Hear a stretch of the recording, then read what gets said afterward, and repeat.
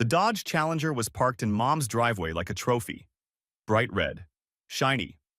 New car smell probably still strong inside. The kind of car that screams, "Look at me," to everyone within a 3-block radius. Tyler was standing next to it when I pulled up for Sunday dinner. Arms crossed, grinning, waiting for someone to notice. I parked my Honda Civic next to it.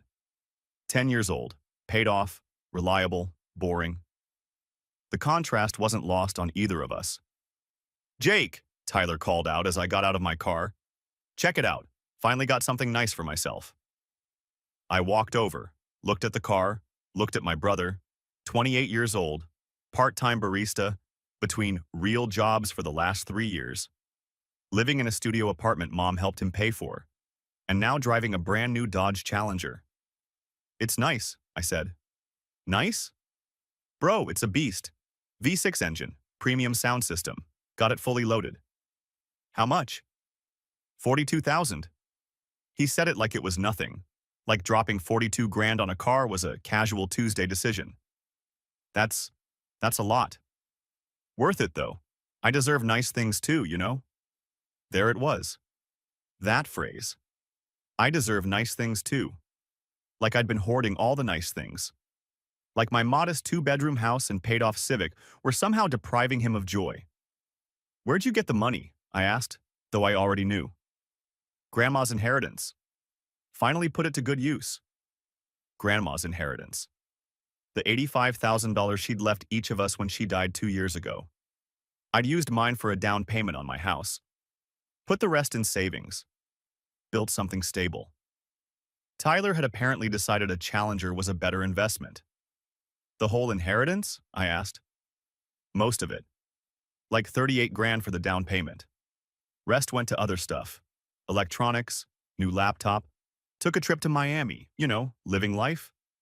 Living life. He'd burned through $85,000 in 2 years, and his biggest purchase was a car he couldn't afford to maintain.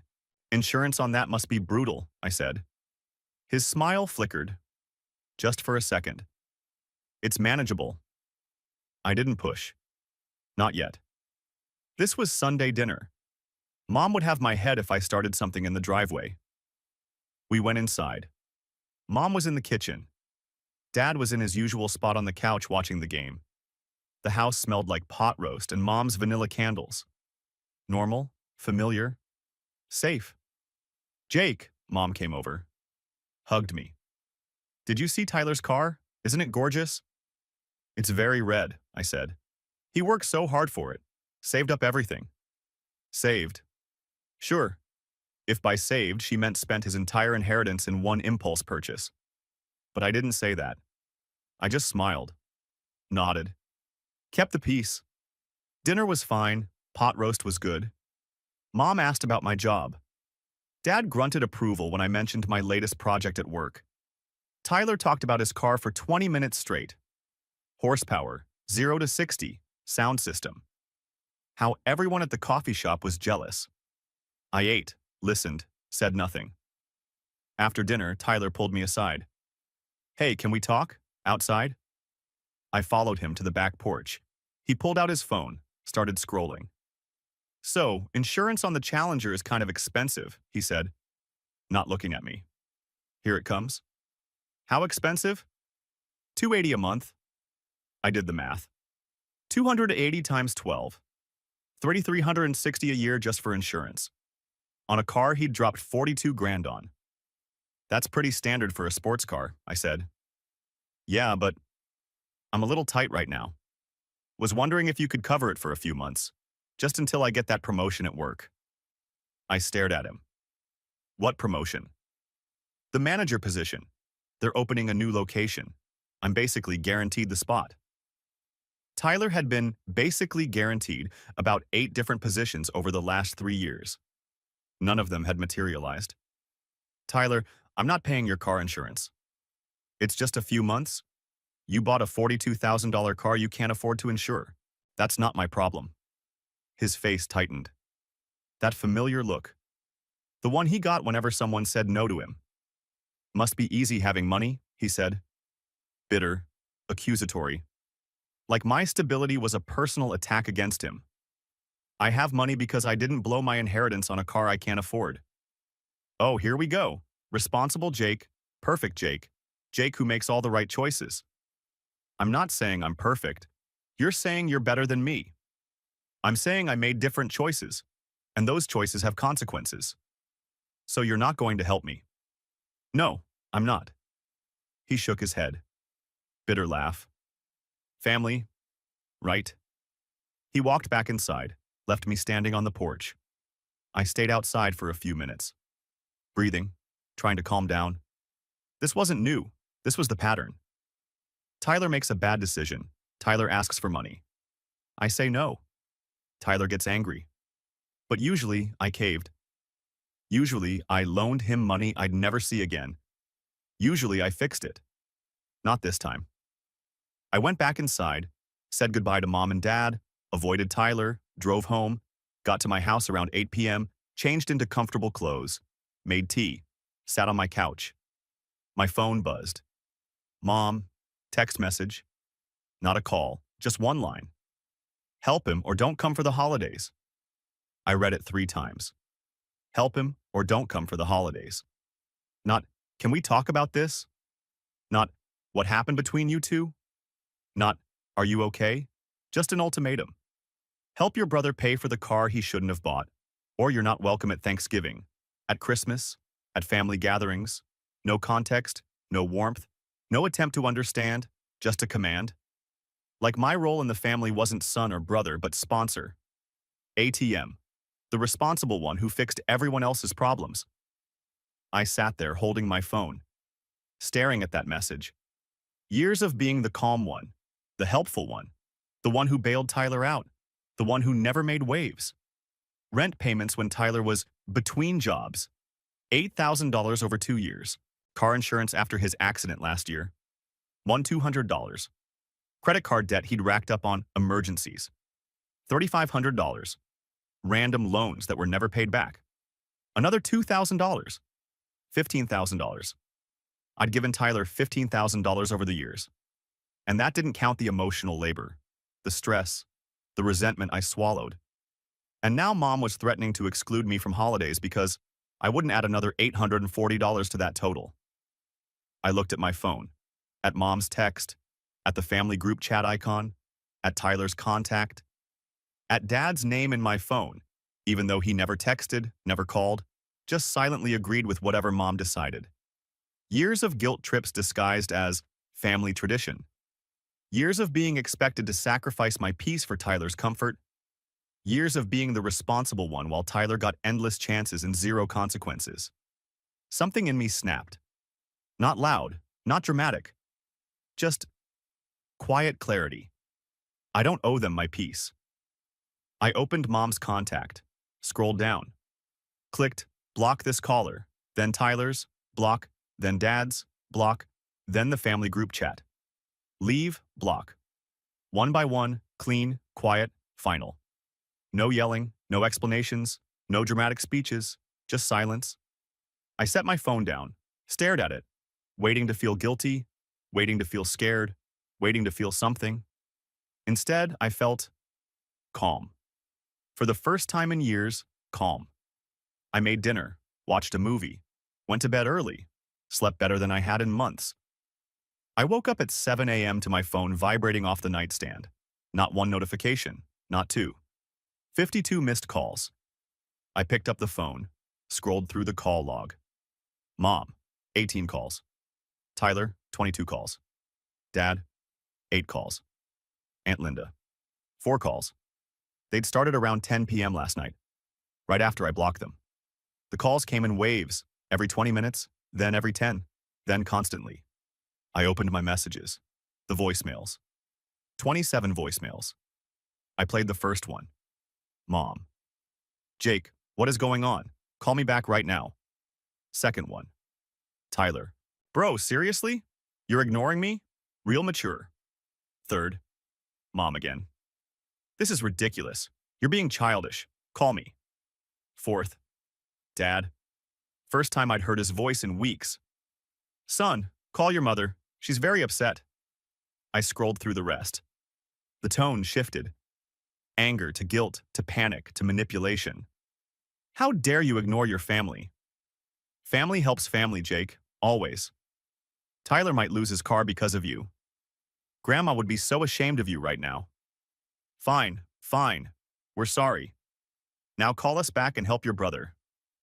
Sorry, not we were wrong, not we shouldn't have given you an ultimatum, just sorry as a transaction, an exchange for my compliance.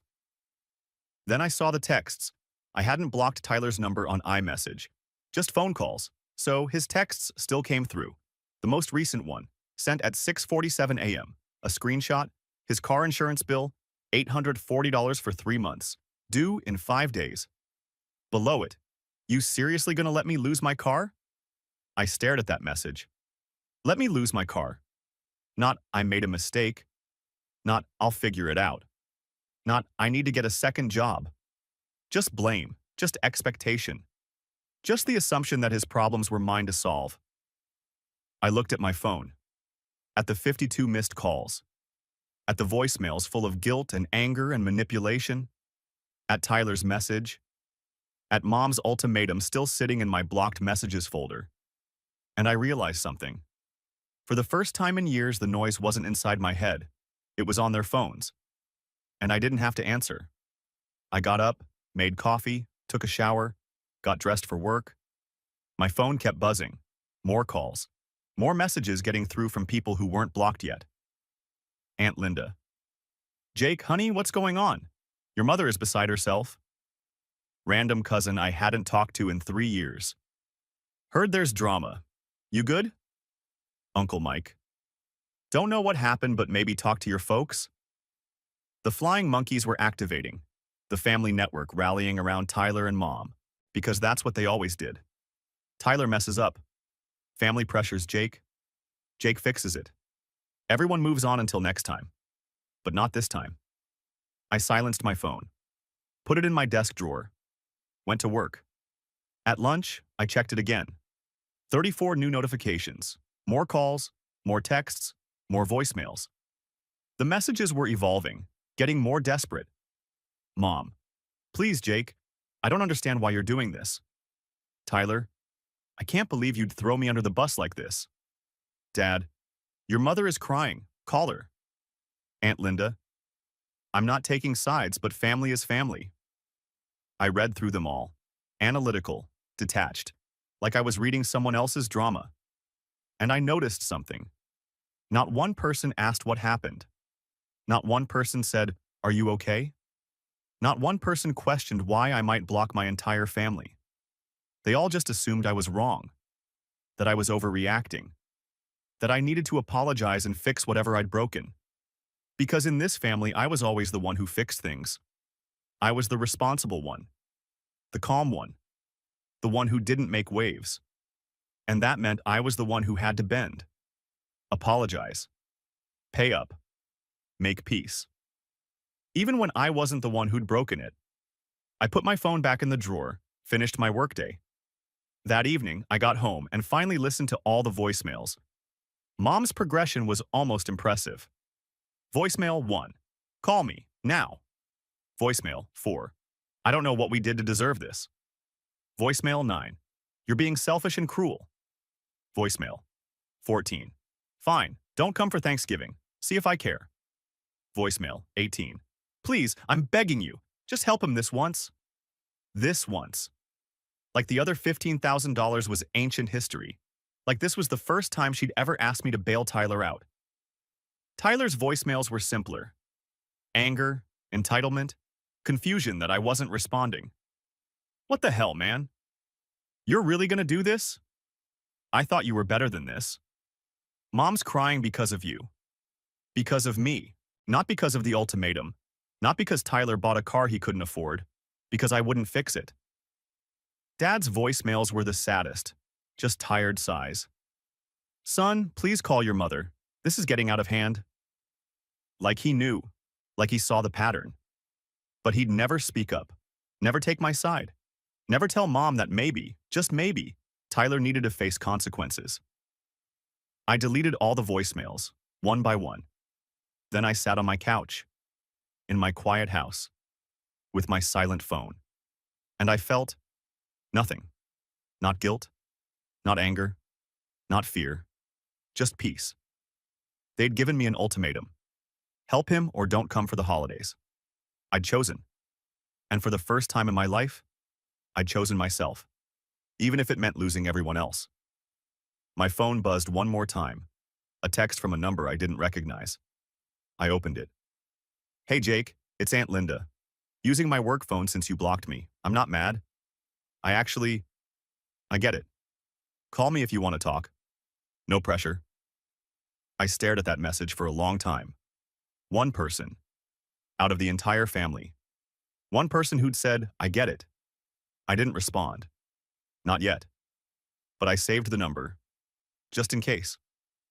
The rest of the evening was quiet. No more calls, no more texts. Maybe they'd given up. Or maybe they were regrouping, planning the next wave of guilt. Either way, it didn't matter. The boundary was set. The line was drawn. And I was finally on my own side.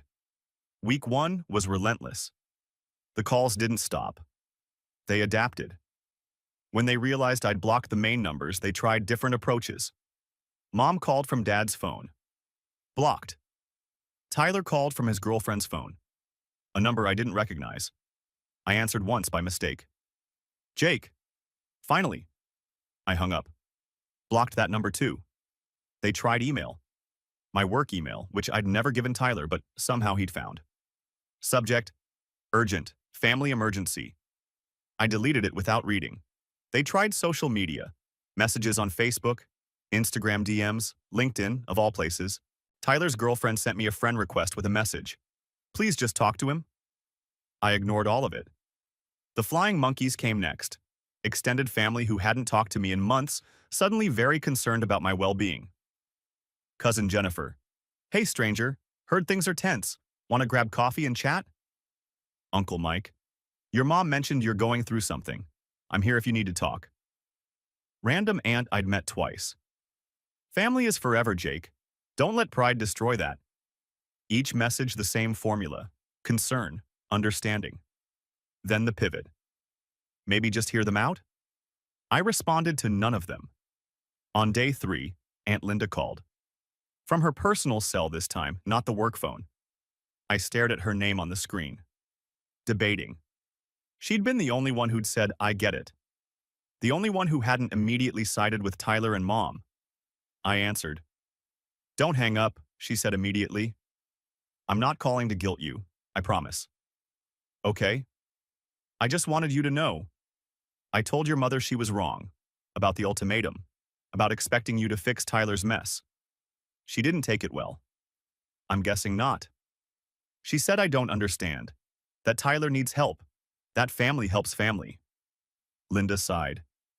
I told her family also doesn't threaten to exclude people for having boundaries. We're not speaking right now. I sat down. You didn't have to do that. Yes, I did. I've watched her enable Tyler for years. Watched you bail him out over and over. Someone needed to say it. How's Tyler doing? Panicking. The insurance is due in 2 days. He can't pay it. He's trying to sell the car, but he owes more than it's worth. Upside down by about 8 grand. Of course he was. He'd probably taken a terrible loan with a high interest rate, signed whatever papers they put in front of him because he wanted the car now. That's not my problem, I said. I know, and I'm not asking you to make it your problem. I'm just keeping you informed, in case you were wondering. Thanks. Also, your mom is planning a family intervention this Sunday. She's invited everyone. Uncle Mike, Aunt Carol, the cousins. She's going to try to pressure you in person. I'm not going. I know. I just wanted you to be prepared in case they show up at your house. Smart. Mom would absolutely do that. Show up with the whole family. Use social pressure. Make me the villain in front of everyone. I appreciate the warning. Jake, Linda's voice softened. I'm proud of you, for the boundary. I know it's hard. I had to swallow before I could respond. Thank you. After we hung up, I sat with that for a while. One person, one ally. It wasn't much, but it was something. Day 5. Sunday. Intervention Day. I didn't go to Mom's house, obviously, but I did get texts about it. From my cousin Sarah. Everyone's here asking about you. What should I tell them? From Uncle Mike.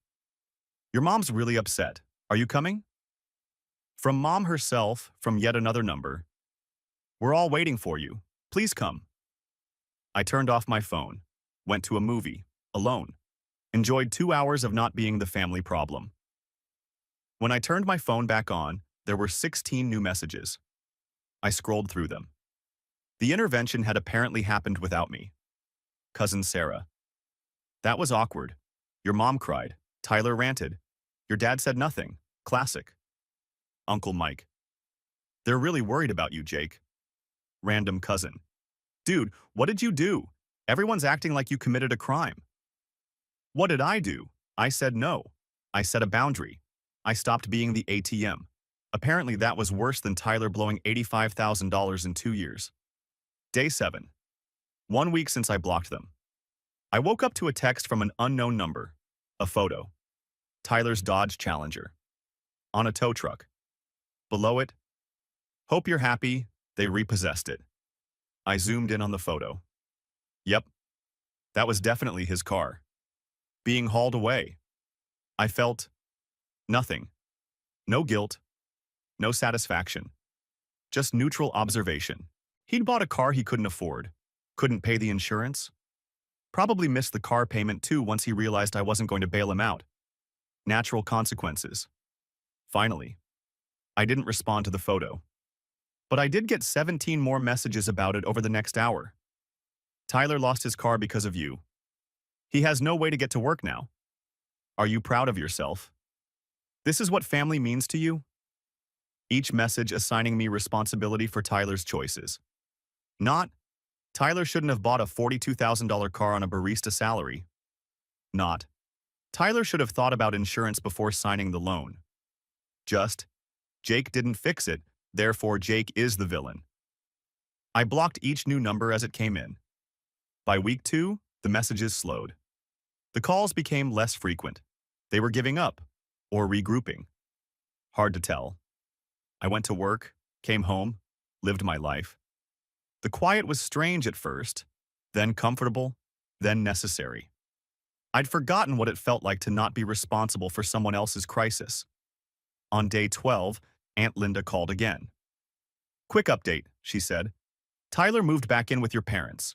Couldn't afford his apartment without the car to get to work. He quit the coffee shop. Says he's looking for something closer. Okay.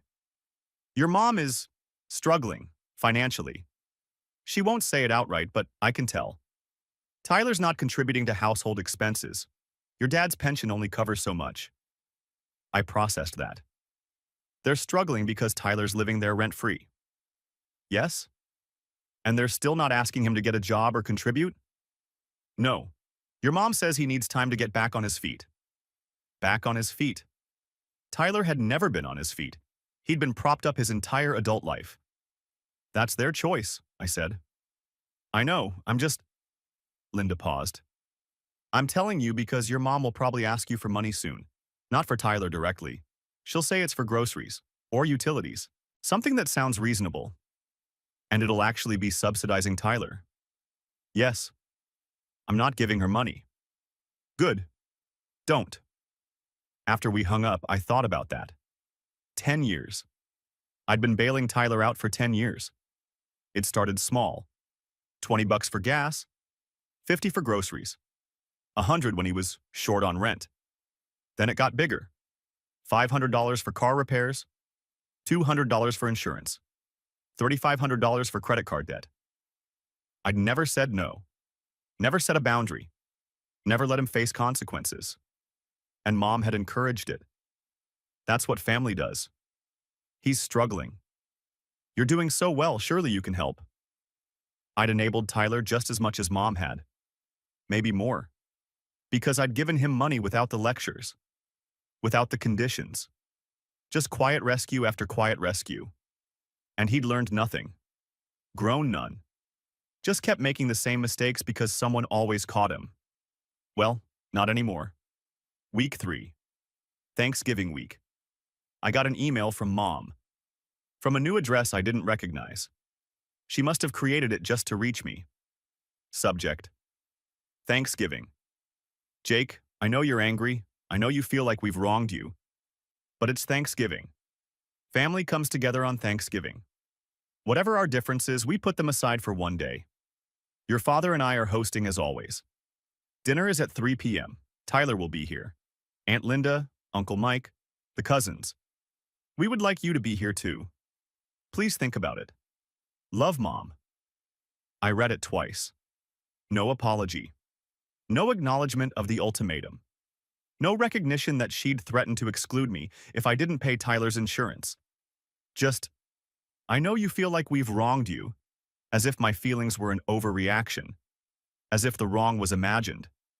And then the manipulation. Family comes together on Thanksgiving. Translation: If you don't come, you're breaking tradition. You're the one tearing the family apart. I didn't respond. Instead, I called Aunt Linda. Are you going to Thanksgiving? I asked. Yes, someone has to be there to witness the awkwardness. Also, your mom guilt-tripped me pretty hard. She emailed me, wants me to come. Are you going to? No. Linda was quiet for a moment. Good. Don't. She hasn't learned anything yet. None of them have. Tyler's living rent-free, not working, and she's still making excuses for him. What about you? You're going? I'm going because I want to see your dad. He's caught in the middle of this and I feel bad for him. But I'm not going to pretend everything's fine. I already told your mom I'm on your side. How'd that go? She cried, said I'm turning the family against her, that she's just trying to help her son. Linda sighed. I told her she has 2 sons, and she's losing one by prioritizing the other. My throat tightened. Thank you. You're welcome. Now go make your own Thanksgiving plans. Do something nice for yourself. I did. I spent Thanksgiving alone. Ordered Chinese food, watched football, no drama, no guilt trips, no walking on eggshells. It was the most peaceful Thanksgiving I'd had in years. Around 6 p.m. my phone buzzed. A text from Aunt Linda. Dinner was tense. Tyler complained about his situation the whole time. Your mom kept sighing dramatically. Your dad looked miserable. Uncle Mike asked where you were. I said you were spending the holiday how you wanted. Your mom did not like that. I smiled. Texted back, thanks for the update. Anytime. Also, leftover pie if you want some. I'll drop it off tomorrow. The next day, Linda showed up with half a pumpkin pie. We sat in my kitchen. Ate pie. Talked. Your mom asked me to convince you to come to Christmas, Linda said. And? I told her I'm not her messenger. If she wants you there, she can apologize and mean it. What did she say? She said she doesn't understand what she needs to apologize for, that she's been nothing but supportive, that you're the one who cut everyone off. I set down my fork. Supportive. Yep, rewriting history in real time. Did anyone mention the ultimatum? The help him or don't come for holidays text? I did. She said you took it wrong, that she was just frustrated, that she didn't mean it literally. Of course, the classic non-apology. I didn't mean it. You misunderstood. You're too sensitive. What about Tyler? How's he doing? Linda's expression darkened. Not well. He's depressed, angry, blames you for everything, says you ruined his life. I ruined his life. By not paying his insurance, by letting his car get repossessed, by not answering his calls. In his mind, you're the villain. Does he have a job yet? No. Says he's looking, but nothing's hiring. Your mom believes him. Your dad. I think your dad knows better but won't say it. I thought about Dad. Quiet. Passive. Never rocking the boat. Never standing up to Mom. Never defending me. Has Dad said anything about me? Linda hesitated. He asked about you at Thanksgiving. Asked if I talked to you. If you were okay. And? I told him you're fine. Better than fine, actually. That you seem lighter. Happier. She looked at me. Was I right? I thought about it. The quiet, the peace, The absence of crisis. Yeah, I said. You were right. The next week, I got a text from an unknown number. Jake, it's your dad, using a friend's phone. Can we talk? I stared at it for a long time. Dad, who'd said nothing at Sunday dinner, who'd agreed with Mom's ultimatum by his silence, who'd watched me bail Tyler out for a decade and never once told Tyler to stand on his own. Part of me wanted to ignore it. Keep the boundary clean. Simple. But another part wondered. I called the number. Dad picked up on the first ring. Jake, thank you for calling. What do you want, Dad? Silence. Then, I wanted to say I'm sorry. I waited. I should have said something, at dinner, when your mom gave you that ultimatum. I should have told her that wasn't fair, that you had every right to say no to Tyler. But you didn't. No, I didn't. And I'm sorry. More silence. Your mom is... She has a blind spot with Tyler. Always has. He's her baby. She can't see what she's doing to him. How she's keeping him dependent. And you can? Yes, I've seen it for years, but I chose peace over truth. I didn't want the fight. So you let her exclude me instead. Yes? His voice cracked. And I'm ashamed of that. I sat with that. Real apology, actual accountability. Tyler's not doing well, Dad continued. He's depressed, barely leaves his room. Your mom's trying to fix it, but she doesn't know how. She just keeps making excuses for him. That's not my problem to fix. I know, I'm not asking you to fix it. I wanted you to know that I see it. I see what we did, what we've been doing, and I'm sorry. Does Mom know you're calling me? No, she'd be furious. Then why are you calling? Long pause. Because I miss my son, and I'm tired of choosing your mother's feelings over yours. Something in my chest loosened. Just slightly. I'm not ready to come back yet, I said. Maybe not ever. I don't know. I understand. But maybe we can talk sometimes. Like this. I'd like that. After we hung up, I sat in my quiet house. One apology. Real. Honest. From the person I least expected it from. It didn't fix everything. Didn't undo the years of being second best. Didn't erase the ultimatum. But it was something. A small crack in the wall I'd built. Not enough to tear it down, but enough to let a little light through. December hit like a cold wind. Christmas decorations went up everywhere. Lights, trees. That particular brand of forced cheer that made everything feel performative. I decorated my house, small tree, simple lights. No pressure to impress anyone. Dad called twice more. Short conversations, surface stuff. How was work? How was I doing? Never pushing, never asking me to come back. I appreciated that. The space. The lack of agenda. On December 10th, I got an email from Mom. Another new address. Subject, Christmas Eve. Jake, Christmas Eve dinner is our family tradition. It's been our tradition for 32 years. Your father and I are hosting as we always do. I'm asking you to please put aside whatever anger you're holding and come home. One night. For Christmas Eve, Tyler will be here. He's going through a very difficult time and it would mean a lot to him to see you. I know you feel we've wronged you somehow, but families forgive. Families move forward. That's what Christmas is about. Dinner is at 6 p.m. Please come. Mom. I read it 3 times. Whatever anger you're holding, like it was irrational, unjustified. You feel we've wronged you somehow. There was that word again. Feel. Like it was perception, not reality. It would mean a lot to him. To Tyler. Not to her. Not to Dad. To Tyler, who'd called me selfish for not paying his bills.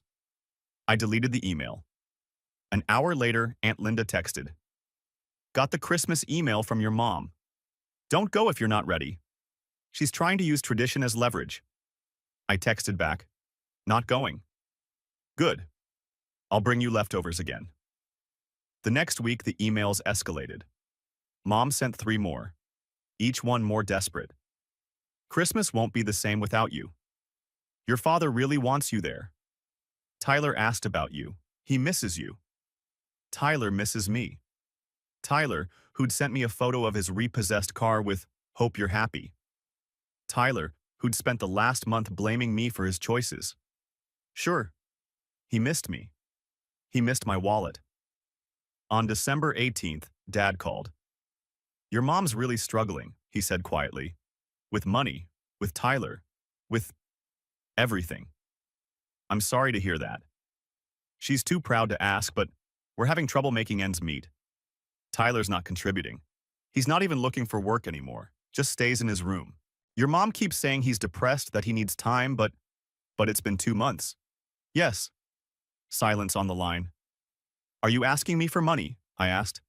"No, God, no, I'm telling you what's happening, so you know." "Why?"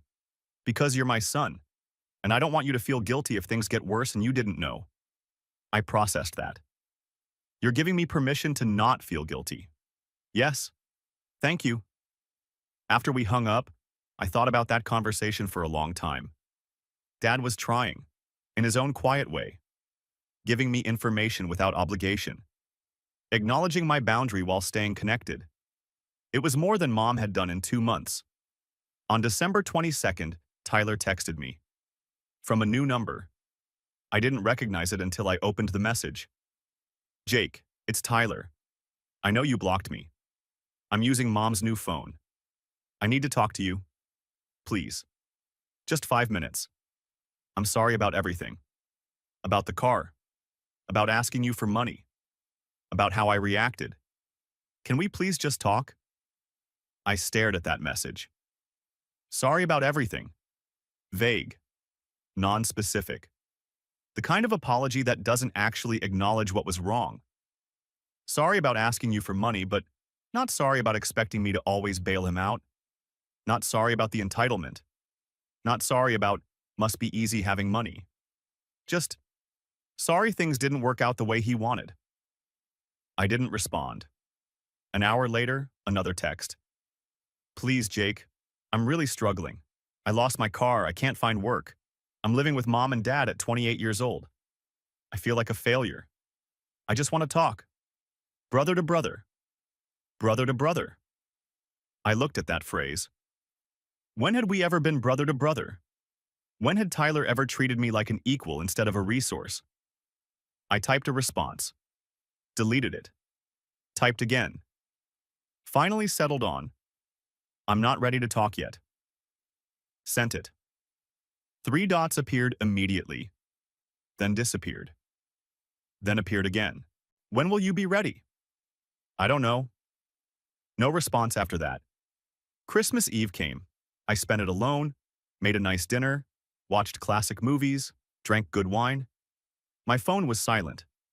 No calls, no texts, no last-minute guilt trips. They'd apparently given up on getting me there.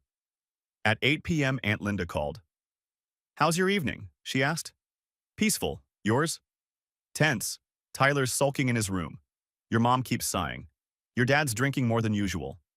Uncle Mike asked about you 3 times. I told him you were having a lovely evening elsewhere." "Thank you." "Your mom tried to get me to call you, to convince you to come over. I told her no."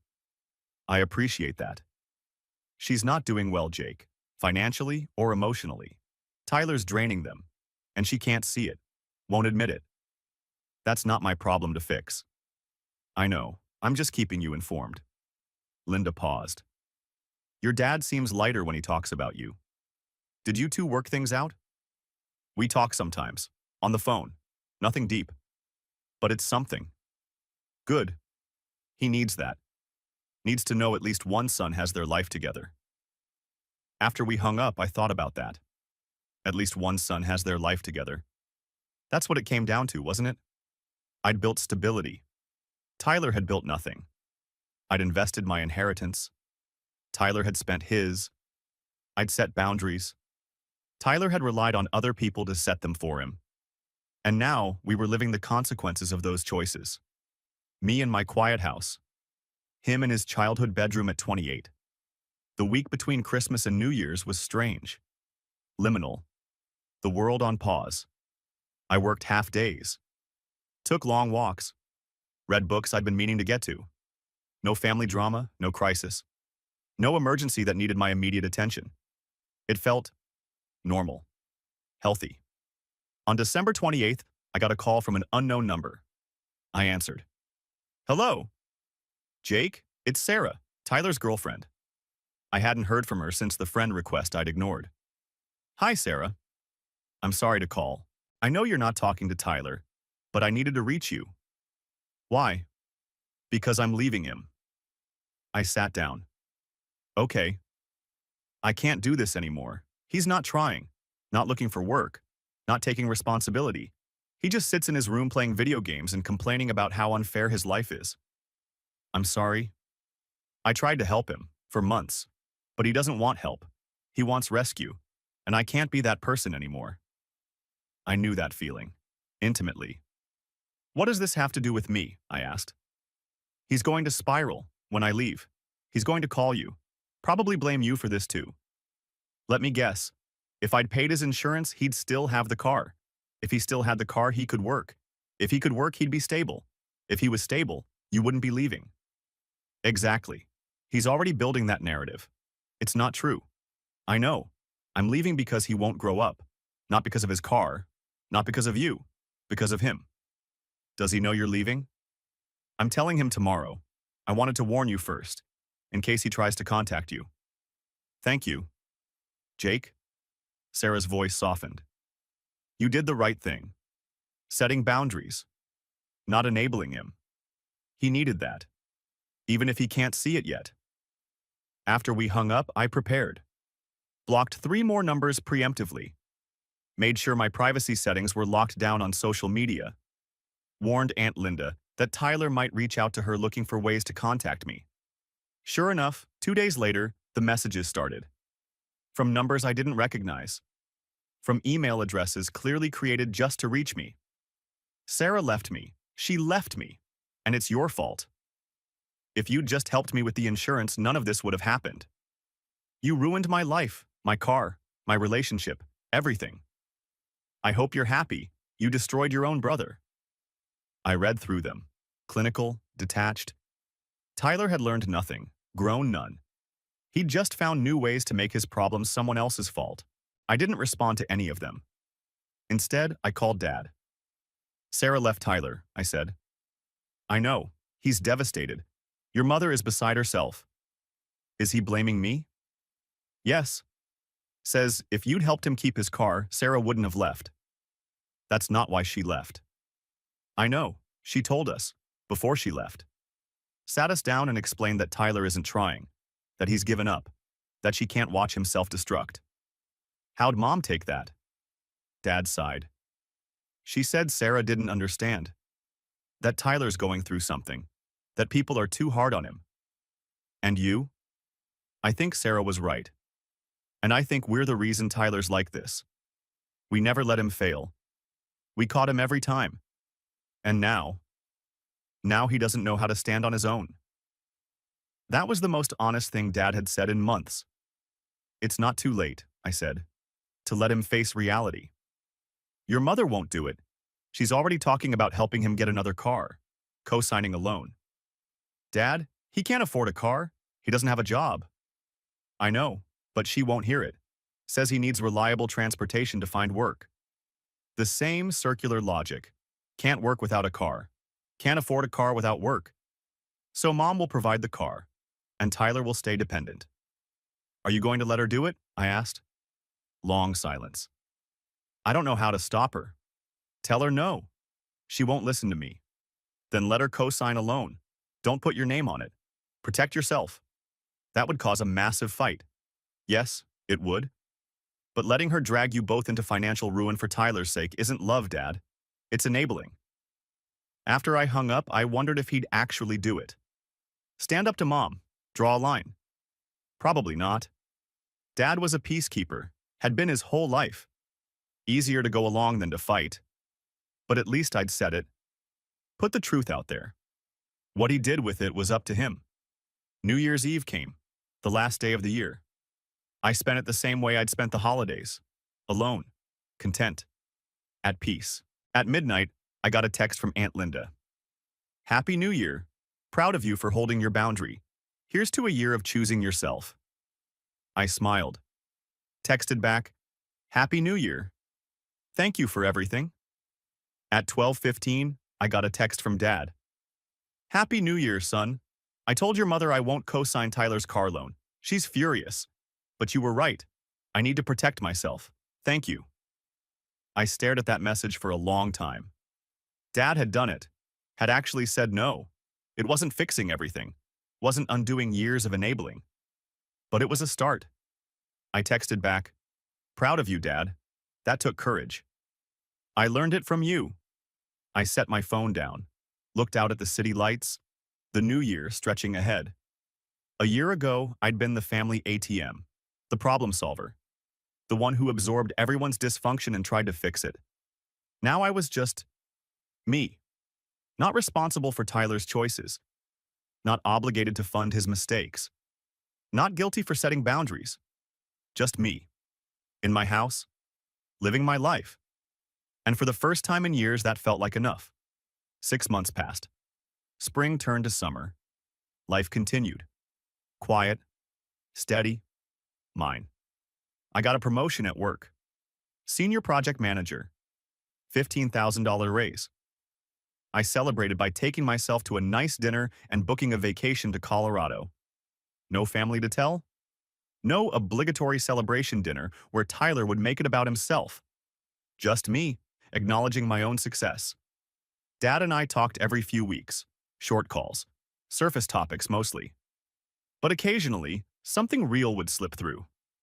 Tyler got a job, he said in April. Warehouse work, night shift. Your mom's not thrilled about it, but he needs the money. That's good, that he's working. He hates it, complains constantly. But he's been there 6 weeks now. That's longer than anything else in the past 2 years. Baby steps. Yeah? Dad paused. Your mom tried to convince him to quit. Said it was beneath him. I told her to let him keep it. We actually fought about it. You fought with Mom? First time in years. But I'm tired, Jake. Tired of watching her enable him. Tired of being broke because Tyler won't contribute. I put my foot down. How'd she take it? Not well. But she's starting to see it. The money situation. We can't keep floating him forever. In May, Aunt Linda stopped by with coffee. We sat on my porch, talked about life, work, the family.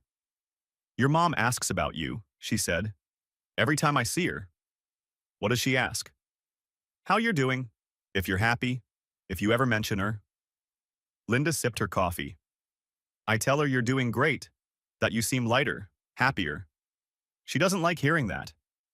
Because it means I'm fine without them. Exactly. She expected you to fall apart, to come crawling back. When you didn't, it challenged everything she believed about family. What does she believe about family? That it's unconditional, that you stick together no matter what, that forgiveness is mandatory. Linda looked at me. She doesn't understand that boundaries aren't betrayal. Has she changed, at all? A little. Tyler's job helped. Forced her to see that he's capable when he has to be. But she still makes excuses. Still babies him. And Tyler? Angry, bitter. Blames everyone but himself. But he's surviving. Working. Paying Mom and Dad a little rent now. Not much, but it's something. It was something. Small progress. Not redemption. Not transformation. Just slightly less dependent. In June, I got an email from Mom. Subject. Can we talk? Jake, I know you don't want to hear from me. I know you're angry. But I need to say something. I was wrong. Not about everything. I still think family should help each other. I still think you could have been more understanding with Tyler. But I was wrong to give you an ultimatum. Wrong to threaten to exclude you from holidays. Wrong to expect you to fix Tyler's problems. Your father has been talking to you. He told me about your conversations, about how you're doing well, about your promotion. I'm proud of you. I should have said that more. Should have celebrated your success instead of always focusing on Tyler's struggles. I don't expect you to forgive me. I don't expect you to come back. But I wanted you to know that I see it now. What I did. What I've been doing. I'm sorry, Mom. I read it 5 times. An apology. Qualified. Not perfect, but real. I still think families should help each other. She couldn't quite let go of the narrative. I still think you could have been more understanding, still defending her position slightly. But also, I was wrong. I'm sorry. I'm proud of you. Words I hadn't heard from her in years. Maybe ever. I sat with the email for 2 days before responding. Finally, I wrote back. Mom, thank you for the apology. I appreciate it. I'm not ready to come back to family dinners. I'm not ready to be around Tyler. But I'm willing to talk. Maybe coffee sometime. Just you and me. Let me know if you'd like that. Jake. She responded within an hour. Yes. Please. Whenever you're ready. We met 3 weeks later. A neutral coffee shop halfway between our houses. Mom looked older, tired, the stress of the past months showing in her face. We sat. Ordered coffee. Awkward silence. Thank you for meeting me, she said finally. You're welcome. You look good, happy. I am. More silence. Your father told me about your promotion. That's wonderful. Thank you. She stirred her coffee. Not drinking it, just stirring. I didn't handle things well. With Tyler. With you. I can see that now. What changed? Money, honestly. We couldn't keep supporting him. Your father finally put his foot down. Said we were going into debt for Tyler's choices. That had to stop. How'd Tyler react? Badly. At first, lots of yelling, lots of blame. But eventually, he got the warehouse job, started paying a little rent. It's not much, but it's something. That's good. He's miserable, hates the work, hates living at home, hates that his friends are moving forward and he's stuck. Those are consequences, Mom, of his choices. She nodded. Slowly. I know. Your father keeps saying that. I wanted to protect him. From struggle. From failure. From pain. You protected him from growth instead. She looked up. Tears in her eyes. Yes, I did. We sat with that truth between us. I don't know how to fix it, she said quietly. How to help him without enabling him. How to support him without rescuing him. You start by letting him struggle, letting him fail, letting him figure it out. What if he doesn't figure it out? Then that's his choice, his life, not yours to control. She wiped her eyes. I don't know how to do that. I'm his mother. You're also Dad's wife, and your own person. You can't sacrifice everything for Tyler. I know, I don't know how to be different. Therapy might help. She laughed. Bitter. Your father suggested that too. I'm considering it. That surprised me. Mom had always been anti-therapy. Airing dirty laundry to strangers, she called it. That's good, Mom, really. We talked for another hour, carefully, tentatively, not fixing everything, not erasing the hurt, but talking, actually talking. When we stood to leave, she hugged me. I let her. Can we do this again? She asked. Coffee, just us. Maybe in a few months. I'll take maybe. I drove home thinking about that conversation, about Mom's tears, her admission, her slow, painful growth. It wasn't redemption, wasn't a happy reunion, but it was movement, in the right direction. In July, Dad called with news. Tyler's moving out, found a roommate, cheap apartment across town. He'll still be broke, but he'll be on his own. How do you feel about that? Relieved, honestly. Your mother's struggling with it. But I think it's good for him, good for us. I agree. He asked about you, last week, asked if we'd talked. What did you tell him? I told him yes, that you're doing well, that you're happy. He didn't like that. Of course not. He's still angry at you, Jake. Still blames you for a lot of his problems. I don't know if that will ever change. I'm okay with that. Are you? Really? I thought about it. My brother. Angry. Bitter. blaming me for consequences that were entirely his own creation. Yeah, Dad, I really am. I can't control Tyler's narrative. Can't make him see reality. All I can do is protect my peace. And I have. I'm proud of you for that. Thanks, Dad. In August, I got a message request on social media. From Tyler. I stared at it for a long time before opening it. Jake, I'm moving out of Mom and Dad's place next week, getting my own apartment. Well, sharing with a roommate. But it's a start. I know we're not talking. I know you're still mad at me. I'm still pretty mad at you too, if I'm honest. But I wanted you to know, I get it now. A little bit. Why you said no. Why you stopped helping. I was a mess. Still kind of am, but I'm trying. Working. Paying my own bills. Learning what rent actually costs. What insurance costs. What life costs. It sucks. But it's mine. I'm not asking you to forgive me. Not asking to be brothers again. Just wanted you to know that I'm trying. Tyler. I read it 3 times. Not a perfect apology. Still some blame in there. Still some resentment. But also growth. Awareness. Accountability. I'm trying. It sucks. But it's mine. That was more than Tyler had given me in 10 years. I typed a response, deleted it, typed again. Finally settled on, good luck with the apartment. Proud of you for trying. Short. Neutral. Not opening the door wide, but cracking it slightly. He responded immediately. Thanks. One word, but it felt like enough. September came. A year since I'd blocked everyone. Since I'd set the boundary that changed everything. I sat on my porch with coffee, thinking about the past 12 months. Tyler had lost his car, his girlfriend, his pride, but gained a job, an apartment, the beginnings of independence. Mom had lost her narrative, her control, her comfortable enabling pattern, but gained awareness, therapy, the start of healthier dynamics.